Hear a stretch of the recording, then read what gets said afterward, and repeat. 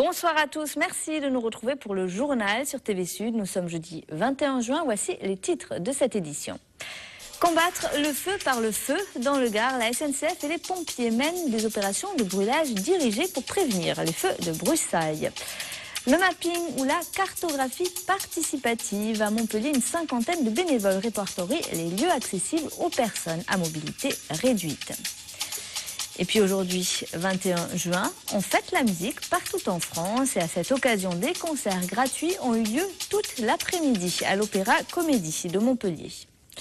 Et tout d'abord, la remise en liberté de l'agresseur présumé de la jeune Carla, 13 ans, tuée devant son collège de Florensac en juin 2011. Le jeune accusé, âgé aujourd'hui de 16 ans et demi, a quitté le centre de détention de Lavore pour un foyer réservé aux adolescents en difficulté. Il serait soumis à un contrôle judiciaire très strict. Le procès pourrait se tenir au dernier trimestre 2012. La lutte contre les feux de broussailles et de forêt s'intensifie aux abords des voies ferrées du Languedoc-Roussillon. Depuis le début de l'année, 38 incendies se sont déjà déclarés, des feux qui ont occasionné 300 heures de retard au total. Pour réduire les risques, des opérations de brûlage dirigées sont menées à titre expérimental. Reportage ce matin à Aigues-Vives, Olivier Michel. Le feu a pris le long de la voie ferrée Nîmes-Montpellier, mais il est maîtrisé. Et pour cause, ce sont les pompiers de la section brûlage dirigé qui l'ont allumé. Une section qui œuvre habituellement pour la prévention des incendies de forêt, mais qui par convention avec RFF intervient désormais aux abords des lignes SNCF. Près de la voie de chemin de fer, ça sert aussi à éviter qu'un feu ne parte de par un train ou de par les freins d'un train par exemple qui pourrait partir et ensuite mettre le feu à la forêt. Donc nous on supprime une bande de végétation entre la voie de chemin de fer et le milieu forestier. De manière donc à limiter le risque d'incendie lié au train, mais aussi à un incendie extérieur qui pourrait se rapprocher de la voie ferrée. Le feu est aussi une méthode de traitement de la végétation plus raisonnée. Il est plus productif en rendement et par ailleurs, il ne nécessite pas de traitement phytosanitaire a posteriori. Donc il est relativement écologique. Reste que cette action préventive qui va permettre de minimiser le risque incendie vise surtout à réduire les retards des trains. En 2010, 50 incendies avaient causé plus de 1150 heures de retard cumulés. En fonction de l'heure des incendies, nous avons un certain nombre de trains, voire plusieurs centaines de trains d'arrêtés sur les voies, avec la conséquence pour les voyageurs des retards, voire des suppressions de trains, et surtout, en cas d'incendie important, les coupures d'alimentation électrique qui entraînent pour les trains arrêtés en ligne la fin de la climatisation, ce qui rend d'autant plus difficile pour les voyageurs le fait de rester et d'attendre dans les trains bloqués. La convention passée entre RFF et les pompiers de l'Hérault et du Gard va être étendue à ceux de l'Aude. En Languedoc-Roussillon, RFF a en charge l'entretien de 1500 km de voies ferrées. Et le TER à 1 € arrive en Lozère, après le Gard, les Pyrénées-Orientales et l'Aude. C'est sur la ligne Marvejols-Mende, la Bastide-Saint-Laurent que le billet de train sera à 1 € dès demain. Lancement officiel du nouveau tarif du Translozérien demain à 11 h en gare de Mende. À quoi ressemblera le site de l'EAI? La mairie de Montpellier a lancé une série de réunions publiques pour que tous les habitants de la ville puissent donner leur avis sur l'aménagement des 38 hectares de l'ancienne école militaire. Les idées des Montpelliérains sont toutes mises à contribution. Reportage lors de la première réunion publique à la Paillade, Elsa Gonzalez et Camille Cazeneuve. Une vingtaine de citoyens s'est déplacée mardi à la Maison pour tous Marie Curie. Le but, donner leur avis et débattre sur le projet de l'EAI. Car pour le réaménagement de l'école d'application d'infanterie, la municipalité a décidé de privilégier l'urbanisme participatif. Il s'agit d'écouter les propositions des citoyens et d'en prendre note. Ça va aider nos réflexions, ça va aider nos choix. Parce que l'urbanisme, il ne s'agit pas de plaire à tout le monde.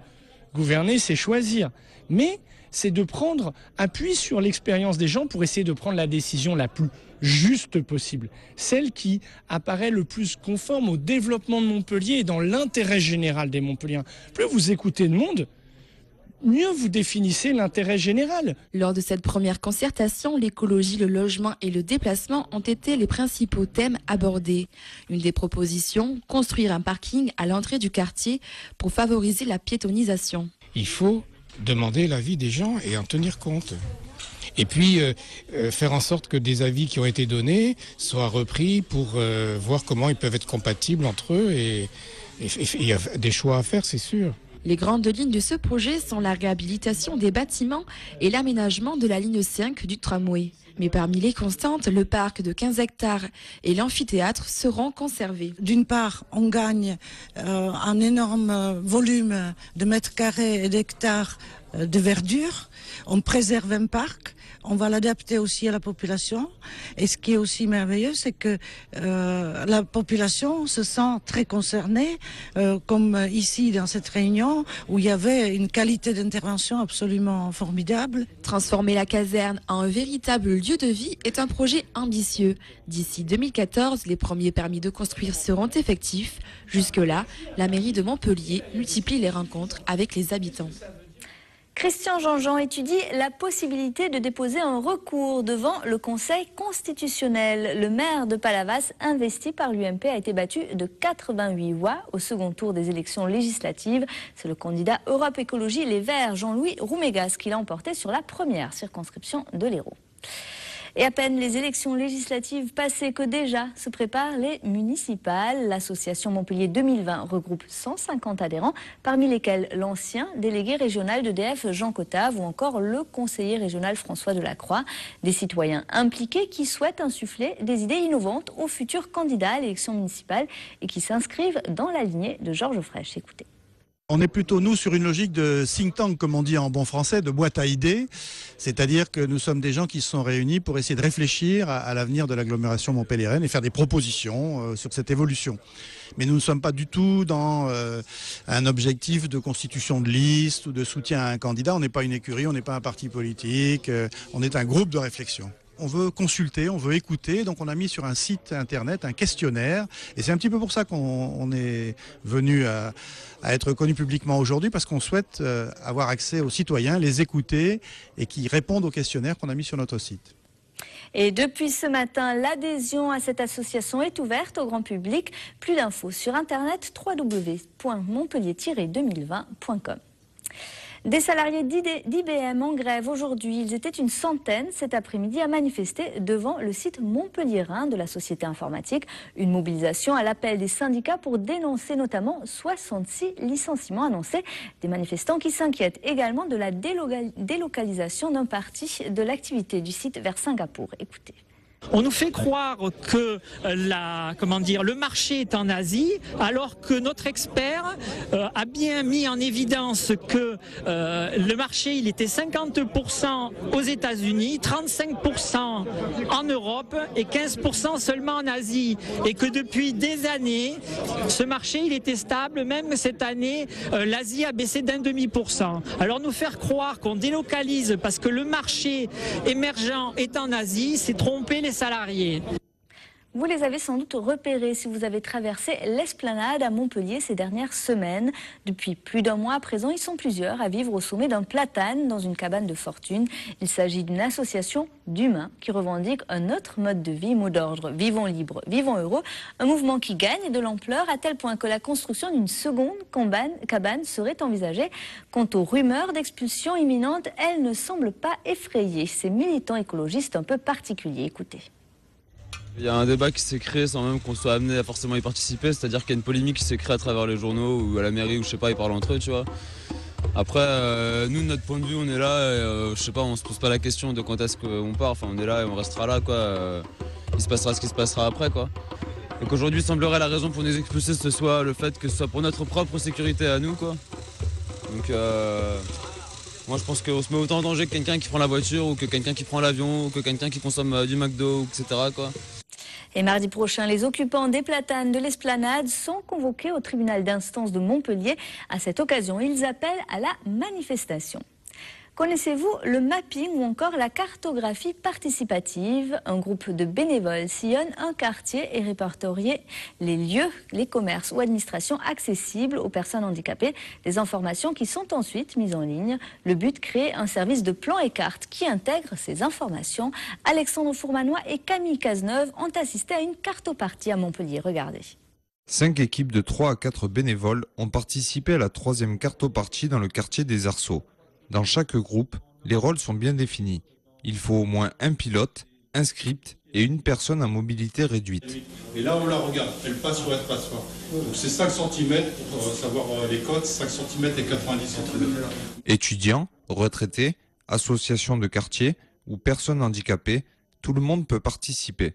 On pourra disposer d'une banque de données qui sera, je dirais, ajustable et qu'on pourra enrichir au fil de l'eau. Donc ça va être ouvert à tous les citoyens. Donc à partir de là, on pourra avoir une belle image de l'accessibilité de cette belle ville ensoleillée. Sur le terrain, les équipes repèrent et observent les commerces. La personne handicapée teste l'accessibilité. Le script, lui, note et répertorie chaque lieu. Pour les cartographes, un lieu est accessible si le rebord de l'entrée ne dépasse pas 5 cm et si le déplacement est facile à l'intérieur. Ils doivent se conformer aux normes d'accessibilité, donc ça c'est des paramètres qu'ils doivent prendre en compte. Des fois il y a des difficultés de terrain qui font que ils n'ont pas trop le choix et que il y a eu des contraintes un peu techniques et qui font que la marche est un peu plus haute que prévu. Tout ce qui est dans les nouvelles constructions de voiries, on voit bien la différence et c'est accessible. Sur des quartiers plus anciens, on voit que là, il y a beaucoup de travail à faire, quoi. Les commerçants devront se mettre aux normes pour 2015. L'objectif de ce projet est de quadriller l'ensemble de la ville de Montpellier. Ensuite, les associations espèrent étendre la cartographie à l'agglomération. 5 kilos de miel ont été récoltés hier à l'hôtel de Région. La production des ruches installées depuis 5 ans sur le toit du bâtiment à Montpellier. Un clin d'œil à la filière apicole du Languedoc-Roussillon, la 3e de France, avec ses 3400 apiculteurs et quelques 1500 tonnes de miel produites chaque année. Une collecte qui lance officiellement les 3e journées de l'abeille sentinelle de l'environnement Happy Days. C'est demain et samedi dans toute la France. Et aujourd'hui, 21 juin, premier jour de l'été et fête de la musique. Ce soir, dans la région, une multitude de concerts sont organisés, tous styles de musique confondus, du jazz au reggae en passant par le rock et le classique. Et cet après-midi, à l'Opéra Comédie de Montpellier, c'est un véritable récital de plus de 4 heures qui était donné gratuitement aux passants et aux amateurs. Reportage Olivier Brachard. Alors que les Trois Grâces s'apprêtent à vivre un nouveau bain de foule, la fête de la musique a déjà investi l'Opéra Comédie. Tout l'après-midi, le public est invité à écouter les musiciens et chanteurs de l'Opéra National. L'occasion pour les visiteurs de faire d'une pierre deux coups. L'établissement a fait peau neuve, il vient de rouvrir. J'étais curieuse de savoir comment c'était à l'intérieur, de voir un petit peu la restauration qui avait été faite. Voilà. Au niveau de la musique, vous avez écouté ? J'ai un petit peu écouté. Bon, je peux pas rester trop longtemps, mais oui, c'était bien. C'est pas un style que j'ai l'habitude d'écouter, donc c'est intéressant.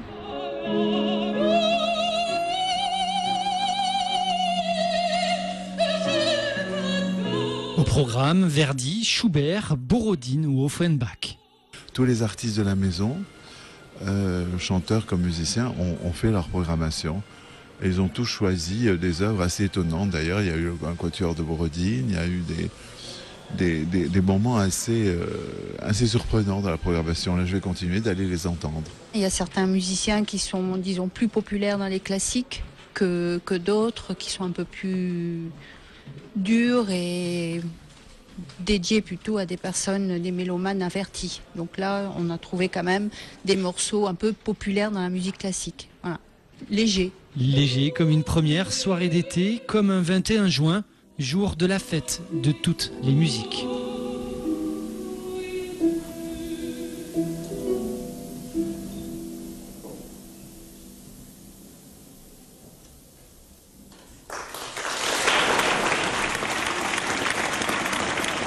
À l'occasion de la fête de la musique, je vous rappelle que le réseau de transport en commun TAM de Montpellier renforce son service. Les 3 lignes de tramway circuleront donc jusqu'à 2 h du matin. C'est la fin de ce journal. Retour de l'actu demain dès 12h30 pour votre édition locale de la mi-journée. Passez une excellente soirée sur TV Sud.